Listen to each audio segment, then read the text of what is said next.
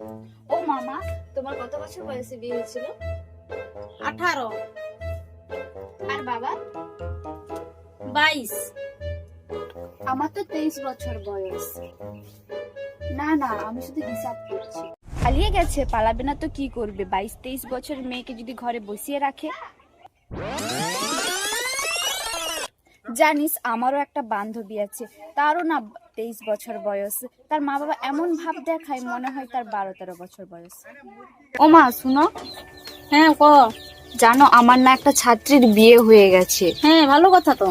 তো ছাত্রীর বিয়ে হয়ে গেছে আর ম্যাডাম কি বসে থাকবে? না না, বিয়ের কথা বলছি না।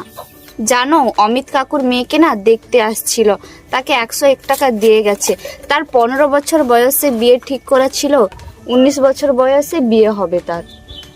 ঠিক আছে, যা যা জলটা ভরে নিয়ে আয়। হ্যাঁ, আমি তো শুধু জল ভরতেই আছি। আমি তো পৃথিবীতে শুধু জন্মেছি জল ভরার জন্য। আমি কি বলছি বুঝতেই পারছো না? কি বলছিস তুই? কিছুই না।